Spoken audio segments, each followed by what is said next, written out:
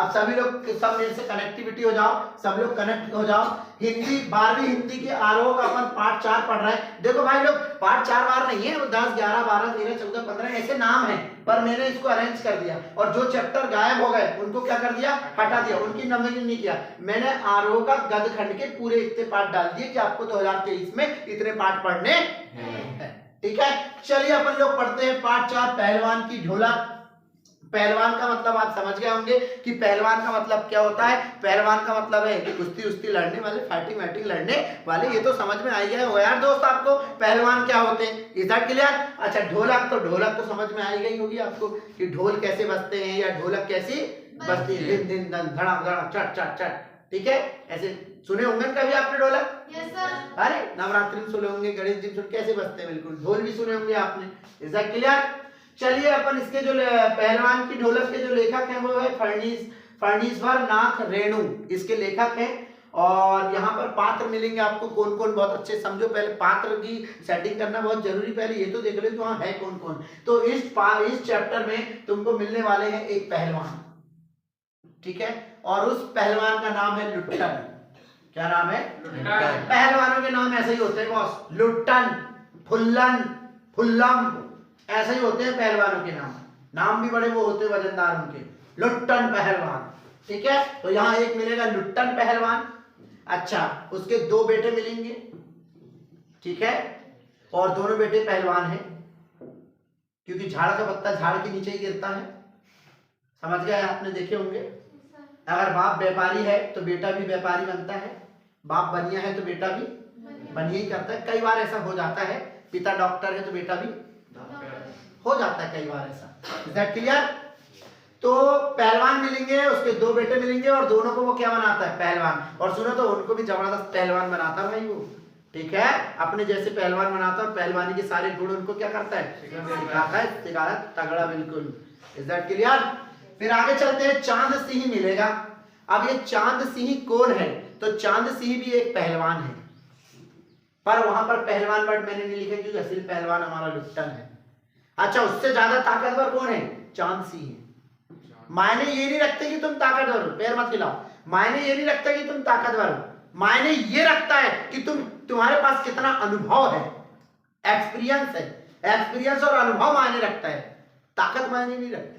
ठीक है, तो चांद सिंह यहाँ पर एक क्या है आपके पास, पहलवान है।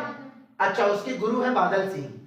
भैया पंजाब की टोली है ये, पंजाब के पहलवान है ये, और बादल सिंह जो है वो गुरु है किसका, चांद सिंह का। उसने पूरी उस्तादीगिरी उसको सिखाई है। चलिए ठीक। एक राजा मिलेंगे श्यामनगर के, और श्यामनगर के जो राजा हैं उनको बहुत शौक होता है कुश्ती देखने का, और कुश्ती का भी आयोजन वो क्या करते हैं, रखते हैं। और जो पहलवान अच्छी तरीके से लड़ता है उसे वो अपने राज दरबार में रख लेते हैं। ठीक है, आगे चलते हैं, एक राजकुमार मिलेगा। तो राजकुमार आप समझ गए होंगे, राजा का राजकुमार है जो विलायत में अभी क्या कर रहा है, पढ़ाई कर रहा है, वो विलायत में है। Is that clear? और राजा श्यामनगर में है। Is that clear? ओके, तो इतने पात्र पे हम क्या करेंगे, डिस्कस करेंगे, और कुछ पात्र और आएंगे जो थोड़ा थोड़ा आके चले जाएंगे, उनका कोई महत्व नहीं है चैप्टर में, उतना ज्यादा नहीं है, थोड़े थोड़े आएंगे और चले जाएंगे। बहुत बढ़िया स्टोरी है, सुनना, जीवन की उस दास्तान को सुनना कि क्या होता है, लोगों के पास सब कुछ होते हुए भी अंत में कुछ नहीं होता। आप कितने पैसे कमा लो, क्योंकि कफन में कोई जेब नहीं होता। जब जाओगे तो नंगे ही जाओगे, क्योंकि खुदा जैसा भेजता है वैसे ही बुलाता भी है। Is that clear? तो बहुत अच्छी स्टोरी है, बहुत मजेदार स्टोरी है, अच्छे से सुनना आप लोग, बहुत मजा आएगी आपको। सबसे पहले तो अपन लुट्टन का बचपन बताते हैं कि लुट्टन का बचपन कैसे था। लुट्टन पहलवान, उसका लुट्टन पहलवान नाम कैसे पड़ा, और वो क्या क्या उसको शौक थे, और उसका बचपन कैसा था। बहुत अच्छे सुनो, बहुत अच्छी स्टोरी है। तो गौर से सुनिए, लुट्टन की जो शादी है वो बचपन में ही हो जाती है, और बचपन में ही उसकी शादी हो जाती है, और उसके जो माता पिता हैं वो मर जाते हैं, उसके माता पिता की मृत्यु हो जाती है, वो अनाथ हो जाता है। लोग उसका मजाक उड़ाते हैं, बचपन में उसकी शादी हो जाती है तो उसकी सास जो रहती है, उसकी सास उसका लालन पालन और पोषण करती है। तो मोहल्ले के लोग, नगर के लोग उसका मजाक बनाते थे कि देख साले सास के टुकड़े में पल रहा है, ठीक है, ऐसे करके लोग उसका मजाक बनाते थे। Is that clear? क्योंकि जिन जिन लोगों ने मजाक बनाया है और जिनका मजाक बना है वो वास्तव में इतिहास रचते हैं। पहले इतिहास रचने से पहले आपको मजाक बनना पड़ेगा, फिर आप क्या करेंगे, इतिहास रचेंगे। तो क्या हुआ, उसका लालन पालन पोषण जो था उसकी सास ने की थी, क्योंकि माता पिता क्या हो गए थे, मृत्यु को प्राप्त हो गए थे, स्वर्गलोक सिधार गए थे। अच्छा, लुट्टन करता क्या था? अरे भैया उसका काम था भैया गाय चराना और धसोड़न, दूध पीना और कसरत करना, और उसके अंदर एक जिद सवार थी कि मेरे को पहलवान बनना है। और इस मोहल्ले वालों ने और इन लोगों ने, जिन जिन लोगों ने मेरी सास की बेइज्जती की और मेरी सास को तकलीफ दिया है, मजाक उड़ाया है मेरा, एक दिन मैं उनको सबक सिखाऊंगा और उनसे बदला लूंगा। इसीलिए पहलवान बनने की जिद इसमें क्या हो गई थी, सवार हो गई थी। Is that clear? किसमें? लुट्टन पहलवान में। सास को गांव वाले से बहुत तकलीफ मिलती थी। गांव वाले बोलते थे सांड को पाल के क्या कर रही हो, ये इसको भगाओ, ये बुहारा है, इसके माँ बाप मर गए, इसको भगा, कहाँ जबरन में, कहाँ बोझ अपने सर पे रख ली। तो ऐसे करके लोग उसका मजाक उड़ाते थे, उसे तकलीफ होती थी। यही बदला लेने के लिए जो आपका लुट्टन सिंह था वो कसरत करता था, दूध पीता था और पागलपन था उसके अंदर कि मैं एक दिन पहलवान बनूंगा और इन लोगों से बदला लूंगा। Is that clear? तो बदले की भावना से वो पहलवान भैया बना और कुश्ती लड़ने का उसको खूब शौक था। Is that clear? ओके, पहला पॉइंट यहाँ पर अपना खत्म होता है। कोई डाउट तो नहीं? हो पाएगा ना? ठीक है। अगला, लुट्टन पहलवान की ढोलक के बारे में थोड़ी सी अपन बात करेंगे। उसके पास एक ढोलक थी। अच्छा, ढोलक बजाने में उसको बड़ा शौक था। वो शौक क्यों पैदा हुआ उसको, और उस शौक को उनने कहां पेशन बनाया, और उस शौक की वजह से ही और उस ढोलक की वजह से ही वो जीवन में सबसे बड़ा पहलवान बना। कैसे? अगर किसी पत्थर की मूर्ति से भी अगर लगाव हो जाए और हम उससे बातें करना चाहें तो वो बातें करती है। अगर उसे हम कुछ खिलाना और पिलाना चाहें तो वो सही में वो पत्थर की मूर्ति खाती और पीती है। पर आपकी शिद्दत वैसी होनी चाहिए। समझ रहे हैं आप लोग? तो अब लुट्टन पहलवान की जो ढोलक थी वो निरंतर ढोलक बजाते रहता था। उसको ढोलक बजाने का बहुत ही शौक था। ठीक है। भयानक स्थिति में भी दिन रात वो ढोलक बजाता था। कैसा स्थिति रहे, ठंडी रहे, गर्मी रहे, सर्दी रहे, तकलीफ रहे, कुछ भी रहे, XYZ, कुछ भी हो रहा हो दुनिया में, या कोई बहुत सारी परेशानी आ गई हो, चाहे कोई बीमारी आ गई हो, चारों तरफ लोग भाग रहे हो, चारों तरफ लोग डर रहे हो, पर उसको टेंशन नहीं है। वो क्या करता था? ढोलक बजाता था। ठीक है। भयानक स्थिति में भी वो दिन रात ढोलक बजाता था और ढोलक से आवाज आती थी, चट धा दिन धिर धा चड़क चड़क था। ऐसा लगता था जैसे उठा के फेंक दे, ऐसी आवाज आती थी ढोलक से। ठीक है। अब ढोलक बजती तो आपने देखे होंगे ना कैसे बजती है। ठीक है।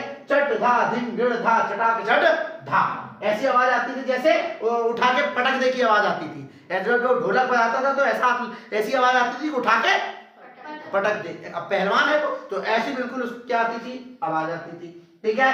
सुनसान गांव और शमशान में भी संजीवनी की आस लगी रहती थी उस ढोलक से। जब वो ढोलक बजाता था तो सुनसान इलाके में भी क्या आवाजें गूंजती रहती थी। शमशान में भी लोग संजीवनी का आभास करते थे उसकी ढोलक की आवाज से। ठीक है। Is that clear? अच्छा, संजीवनी का काम करती थी कौन? उसकी ढोलक। अब गांव में रहते कितने लोग हैं? थोड़े से बहुत लोग तो रहते हैं, और गांव के लोग डरे हुए रहते हैं, किसी भी चीज से भयानक स्थिति भय की अवस्था में आ जाते हैं। परंतु ये बिल्कुल विदाउट टेंशन वाला बंदा दिन रात क्या बजाते रहता था। अच्छा, जिले भर में ये सबसे ज्यादा फेमस हो गया था कौन? लुट्टन पहलवान। क्योंकि भाई एक तो ये पहलवान था और दूसरा ये ढोलक बजाता। Is that clear? तो काफी जिले में ये क्या हो गया था? फेमस हो गया था, परिचित हो गया था, और जिले के एक एक व्यक्ति और एक एक लोग इसको जानने लगे थे। Is that clear? ये था सेकंड पॉइंट। अब चलते हैं अपन थर्ड पॉइंट, श्यामनगर का दंगल। ठीक है, सीधी बात नो बकवास। अब यहाँ पर एक दंगल अरेंज किया गया है श्यामनगर में। वहां के जो राजा हैं, उन राजा ने एक दंगल का आयोजन किया है जिसमें देश के बड़े बड़े पहलवान लोग आ रहे हैं, और हमारे जो लुट्टन पहलवान जिनने कभी लड़ाई नहीं लड़ी, वो भी वहां देखने गया था। क्या केवल लड़ाई देखने गया था, कुश्ती देखने गया था। ठीक है, तो आगे देखेंगे। वहां पर एक पहलवान आया और उस समय का सबसे बड़ा फेमस पहलवान था चांद सिंह। कौन? चांद सिंह भाई। उसके आगे अच्छे अच्छे पानी पी जाते थे, अच्छे अच्छे को वो छठी का दूध याद दिला देता था। और सुनो, उससे कोई नहीं जीतता था, उससे कोई नहीं जीतता। बहुत भयंकर का वो उस समय का, उस युग का क्या था, पहलवान था। अखाड़े में वो उतरा और अखाड़े में चांद सिंह पहलवान को शेर के बच्चे की उपाधि प्राप्त थी मेरे भाई। वो इतना भयंकर था कि उसको लोग शेर का बच्चा कहते थे कि यार शेर है ये पहलवान शेर है, ये शेर का बच्चा है। शेर की उपाधि दे दी गई थी उसे, क्योंकि वो बहुत भयंकर का था, बहुत बहुत बहुत बहुत पागल टाइप का, और बहुत बलशाली और बहुत ताकतवर था, और एक एक दांव पेच जानता था कि किसको कैसे चित करना है और किसको कैसे हराना है। बहुत भयंकर का पहलवान था ये। चांद सिंह अपने गुरु बादल सिंह के साथ आया था। पंजाब का यह किस्सा है। पंजाब के जो पहलवान लोग थे, जो बादल सिंह उसके गुरु थे, उसने इसको तैयार किया था, चांद सिंह को अपना चेला बनाया था। ठीक है, इज दैट क्लियर?